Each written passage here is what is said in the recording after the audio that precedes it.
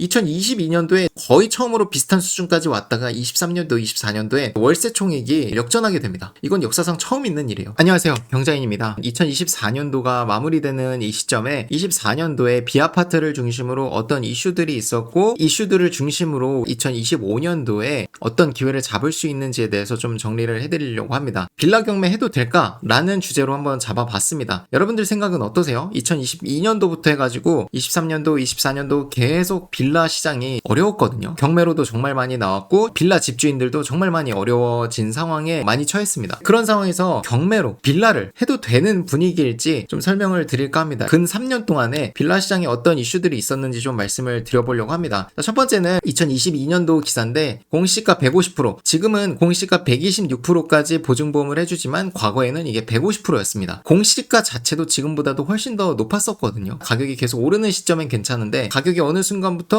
떨어지기 시작하면서 전세가보다 낮아지게 되는 거죠, 매매가가. 그러다 보니까 보증보험 받을 수 있는 한도가 매매가보다 더 높은 경우가 발생되게 됐어요. 150%가 매매가보다 높아지게 되니까 이 한도를 126%로 강제적으로 낮추게 되니까 이 차이, 전세가의 24%만큼을 강제적으로 집주인들이 돌려줘야 되는 상황이 발생을 했습니다. 그러다 보니까 그 집을 한 채, 두 채만 갖고 있는 사람은 괜찮지만 10채, 20채 갖고 있던 다주택자분들도 있거든요. 그런 분들이 10개 물건에 집이면 그 수억이 넘어가거든요. 그걸 돌려주지 못한 집주인들은 그 집이 경매로 넘어가게 되는 상황이 발생을 했습니다. 이 2년 동안에 정말 많은 빌라들이 경매로 나오게 됐습니다. 또 문제가 뭐냐면 경매로 나온 빌라가 누군가 낙찰받을 수 있으면 다행인데 세입자분들이 대항력이라는 걸 갖추고 있으면 그 보증금 이상으로 입찰을 해야 되는데 문제가 세금 체납이 있으면 그 우선순위가 또 바뀔 수도 있고 배당받을 수 있는 금액이 또 달라지게 되면서 입찰자가 입찰가를 얼마 이상을 써야 이 물건이 안전해지는지 판단을 할 수가 없습니다. 압류라는 것도 문제고 보증금 자체도 집값보다 높은 경우가 많아서 낙찰받았을 때 오히려 손실이 발생하는 경우가 발생을 하게 됩니다. 그래서 입찰을 아무도 할 수 없는 상황이 발생되면서 계속 유찰이 되고 집주인이 바뀌면서 이게 정리가 돼야 되는데 바뀔 수가 없는 구조가 완성이 된 겁니다. 보증공사에서도 인지를 하게 되면서 대항력이라는 걸 포기하게 되면서 그때부터 이제 투자자들도 입찰할 수 있게 됐는데 지금 뭐 투자자들 뿐만 아니라 이제 허그에서도 막 입찰을 하고 있죠. 본인들이 대항력을 포기한 물건에 대해서 계속적으로 입찰을 하고 있습니다. 근데 왜 입찰하겠어요? 본인들도 이게 시간이 지나고 나면 가격이 올라갈 거라는 걸 예상하고 입찰하는 걸 겁니다. 허그라는 기관에서 지금 부채도 안 그래도 많은데 입찰을 할 이유가 없겠죠. 세 번째는 임대차 시장에 대해서 말씀을 드리면 전세 매물 정말 귀해질 거고 126%를 112%까지 낮추겠다라고 얘기가 나왔다가 지금은 들어가긴 했어요. 근데 저는 계속 전세 사고가 터지게 되면 보증공사에서 또 강제적으로 충분히 112%로 언젠가는 낮출 수 있다고 생각을 합니다. 최근에 있었던 무한 계약갱신 청구권도 얘기 나왔다가 들어갔지만 그게 처음 나온 게 아니거든요. 그 말은 언제든지 다시 나올 수 있다라는 얘기로 바꿔서 해석할 수 있습니다. 112%로 낮추게 되면 경매 물건들이 더 많이 나오게 되겠죠. 126%도 힘들어가지고 막 경매 물건이 많이 나왔는데 여기서 또 낮추게 되면 정말 수많은 물건들이 나오게 될 겁니다. 그러면서 임대차 시장에 나왔어야 되는 매물들이 경매로 넘어가게 되면서 낙찰될 때까지 기사에서는 이제 전세라고만 나왔는데 월세 매물도 귀해질 겁니다. 22년도부터 해서 24년도까지 간단하게 요약을 할 수 있을 것 같습니다. 허그에서 중점적으로 다루는 가장 큰 이슈라고 하면 보증한도를 112%까지 만약에 낮춘다라고 하면은 어떤 현상이 발생을 하냐, 역전세가 또 늘어나게 되겠죠. 이 역전세라는 게 시장 원리에 따라서 역전세가 나기도 하지만 국가기관에서 역전세를 만들 수도 있는 겁니다. 강제적으로 이제 전세 시세를 보증보험 한도만큼으로 축소시키는 거죠. 그렇게 되면 아무래도 전세 사고가 많이 발생을 하죠. 임차인도 그러고 집주인도 그러고 전세 기피 현상이 발생을 하겠죠. 세입자도 전세를 안 찾게 되고 전세에 놨을 때 나중에 이 역전세에 대한 우려 때문에 집주인들도 월세로 내놓거나 매매로 내놓거나 이렇게 가게 되겠죠. 수요 중심으로 본다면 아파트 전세로 돈을 더 얹어서 갈 수도 있고 외곽으로 벗어나지 않는 선에서 같은 빌라, 뭐 전세가 아니라 월세를 선택한다든가 그러면 당연히 매물은 한정돼 있는데 사람이 몰리게 되니까 아파트 전세, 빌라 월세가 상승 압력을 받을 겁니다. 2011년도부터 24년도 1분기 16년도에 53%까지 전세 비중이 떨어졌다가 지금 46%, 역사상 가장 최저점을 기록하고 있습니다. 밑에 있는 지표는 이제 총액입니다. 월세를 보증금으로 환산한 금액이 녹아져 있습니다. 2022년도에 거의 처음으로 비슷한 수준까지 왔다가 23년도, 24년도에 월세 총액이 역전하게 됩니다. 이건 역사상 처음 있는 일이에요. 이렇다 보니까 당연히 이 비중 자체도 50% 이하로 떨어지게 되는 거죠. 전세 비중이 50% 이하로 떨어진 적이 한 번도 없는데 23년도에 처음 떨어진 거예요. 총금액 자체도 처음으로 월세가 역전을 했습니다. 전세 기피 현상이 발생되게 되면서 월세로 매물들을 많이 찾으시더라 라는 이제 지표가 되겠습니다. 글로벌 부동산 투자 기업에서도 한국 시장을 눈여겨보고 있다고 합니다. 기업 기업들이 대상으로 하는 주택은 시세 차익형 아파트, 가족 단위로 사는 아파트보다는 1인 가구, 2인 가구 대상으로 하는 오피스텔 그리고 소형 주택의 이제 빌라 이런 것들에 투자를 준비하는 기업도 있다고 합니다. 해외 기업에서도 투자를 한다라고 하면 빠르게 오르던 월세의 가격이 더 빠르게 오를 확률이 높겠죠. 이런 기업들이 움직이는 걸 보고 투자자들은 또 같이 움직이거든요. 그러다 보니까 이제 정부에서도 이런 노력들을 하기 시작했습니다. 소형 신축 빌라 오피스텔 주택수 제외, 청약시 뭐 무주택자로 간주를 한다든지, 그리고 오피스텔에 대해서 건축 규제를 푼다든지, 이 세 개의 법안이 다 올해 발효가 된 겁니다. 정착이 되고 나서 내가 투자를 해야지라고 하면 이미 늦을 확률이 높아요. 제 생각은 이런 얘기가 나오는 시점부터 투자라는 건 해야 된다고 생각을 합니다. 그래서 제 생각은 2025년도에 여전히 전세 기피 현상은 지속이 될 것 같아요. 공포감이라는 거는 당장 이 전세 사고가 끝나고 나서도 한동안 유지가 될 텐데, 전세 사고가 계속 멈추지 않고 발생하고 있거든요. 당분간은 계속 될 것 같다. 생각보다 길어지고 있습니다. 전세가라는 게 이제 빌라의 매매가에서 굉장히 중요한 지표거든요. 이게 좀 올라줘야지 매매가도 오르는데, 전세가 계속 올라가지 못하고 126%에 막혀져 있으니까 매매가도 올라가지 못하고 있습니다. 물론 서울의 일부 지역은 지금 올라가고 있는 지역도 있습니다. 빌라가. 대부분의 지역은 좋지는 않습니다. 매매 분위기가. 기피 현상 때문에 공급이 멈춰 있는 건 다들 아실 거예요. 공급량 자체가 아파트도 그렇지만 빌라도 굉장히 떨어져 있습니다. 4개월 전만 해도 보증금 2,000에 월세 65 받던 지역이었는데, 제가 지난주에 가보니까 월세가 4달 만에 15만 원이 올랐어요. 15만 원이면 보증금으로 환산하면 4달 만에 3천만 원이 오른 겁니다. 전세 보증금이. 그만큼 이제 월세가 빠르게 오르고 있다라는 겁니다. 월세가 올라가게 되면 수익률이 올라가게 되고 매매가가 올라가게 되죠. 기준금리가 내려가고 있기 때문에 수익률은 더 빨리 올라가고 있습니다. 내가 내야 되는 대출 이자까지 저렴해지고 있으니까. 아파트 전세는 계속 좀 유지가 될 것 같은데, 빌라나 오피스텔 전세는 위험하다라는 게 일반화가 되면 좀 점차적으로 없어질 수도 있을 것 같습니다. 그러면서 이제 월세의 보편화가 될 거고, 해외처럼 모든 수요가 월세로 몰리게 되면서 월세가 굉장히 비싸지게 되지 않을까 예상을 합니다. 그러면 우린 어떤 준비를 할 수 있을까요? 가장 좋은 옵션은 지금 시장에 단타를 하는 것도 물론 가능은 하고 돈을 현금화할 수 있는 가장 빠른 수단이지만, 가능하다면 월세로 보유하면 더 좋을 것 같습니다. 왜냐면 지금 시점에서 단타하는 건 진짜 싸게 내놔야 거래가 돼요. 싸게 살 수도 있지만 팔 때도 싸게 내놔야 거래가 된다는 뜻입니다. 그거보다는 지금 싸게 사서 월세로 한 2년 정도 보유를 하다가 가격을 잘 받을 수 있을 때 팔면 더 좋을 것 같다라는 생각이 듭니다. 두 번째는 이제 대항력 포기 물건을 꾸준히 입찰하면 좋겠습니다. 물론 허그나 LH 이런 기관에서도 대항력 포기 물건을 적극적으로 입찰을 하고 있는데, 대항력 포기 물건은 권리 분석 자체가 깨끗해지는 거기 때문에 나중에 포기가 없어졌을 땐 볼 수 있는 물건이 더 줄어들게 됩니다. 꾸준히 입찰을 하시면 좋겠고요. 월세로 보유하실 수 있는 분들은 전세 사고 터진 지역, 뭐 예를 들면 인천 미추홀구라든지 서울 지역, 그 중에서도 뭐 강서구 화곡동 이런 데가 많이 지금 가격이 눌려 있으니까 그런 지역 위주로 보유를 하시면 내가 싸게 받은 차익 플러스 가격이 정상화된 거, 그리고 2년 뒤에 매도하면은 개인 양도세로 팔아도 일반 과세기 때문에 세율이 굉장히 저렴하거든요. 물론 이거는 보유하실 수 있는 분에 한정해서 말씀을 드리는 겁니다. 무리한 입찰은 안 하셨으면 좋겠습니다. 경매 물건이 계속 많이 나오고 있기 때문에 나만의 기준을 가지고 꾸준히 입찰하시는데 포인트를 맞추셨으면 좋겠습니다. 마지막 드리고 싶은 말씀은, 이 경매라는 시장은 싸게 사야 이기는 시장이에요. 좋은 물건을 비싸게 사는 게 이기는 게 아니라 그건 일반 시장에서 하는 거고요. 경매라는 거는 A급 물건이 아닐지라도 B급, C급 물건이라도 시세보다 월등히 싸게 살 수 있으면 훨씬 더 좋은 겁니다. 싸게 사야 이기는 시장입니다. 남들이 살 때 경매로 들어가는 게 내가 싸게 받을 확률이 높을까요? 반대로 지금처럼 위기감이 조성돼 있을 때 경매 시장에 와야 좋은 거를 싸게 살 수 있을까요? 이거를 생각해 보시면 답이 될 거라고 생각을 합니다. 언제 더 싸게 살 수 있을까? 그리고 언제 더 좋은 물건이 경매로 많이 나올까? 생각을 해보면 당연히 남들이 안 살 때겠죠. 남들이 안 사주니까 좋은 물건이 경매로 나오고 경쟁이 낮아져서 싸게 살 수 있는 겁니다. 경매로 받으면 한동안은 이제 입찰을 보통은 못 하시거든요. 돈이 묶이기 때문에. 그런 걸 또 생각한다면 낙찰 받겠다고 무리한 가격을 쓸 필요가 없습니다. 수익화를 확실하게 할 수 있는지에 대한 확신과 시세 차익에 대한 확신, 그런 것들이 훨씬 더 중요합니다. 2년 뒤를 봤을 때 그때 싸게 사놓길 정말 잘했다라고 생각이 들 거라고 저는 무조건 생각합니다. 저도 5년 동안 굉장히 많은 주택을 사보고 팔고 했는데, 남들이 안 살 때 산 것들이 다 효자가 됐고 남들 살 때 샀던 것들이 지금 다 묶여 있거든요. 그런 거를 보면 지금 싸져 있는 이 시장 분위기에서 이 가격보다 싸게 산다? 2년 뒤에는 무조건 이거 이상으로 회복을 할 거라고 저는 자신 있게 말씀을 드릴 수 있을 것 같습니다. 독학으로 경매를 공부해서 남들이 안 살 때 투자하는 거는 사실 정말 힘든 일입니다. 그렇기 때문에 경매라는 건 인프라가 필요하고 동반자가 필요하고 멘토가 필요한 거라고 생각을 합니다. 이 영상을 보시는 많은 분들이 다른 학원에서 또 교육을 수료하신 분들도 정말 많이 계신 걸로 알고 있어요. 우리 학원이 아닐지라도 잘 배우셔서 좋은 물건을 싸게 잘 받는데 포인트를 맞추셨으면 좋겠습니다. 올해 있었던 경매 이슈들부터 해가지고 그 이슈들을 통해서 우리가 어떻게 기회를 잡을 수 있는지, 경매 시장이라는 것이 어떻게 조성이 되어 있고 특히 경매시장에서 물건을 사야 이득인지에 대해서까지 말씀을 드려봤습니다. 긴 영상 봐주셔서 감사드리고 저는 다음 영상에서 또 찾아뵙겠습니다. 감사합니다.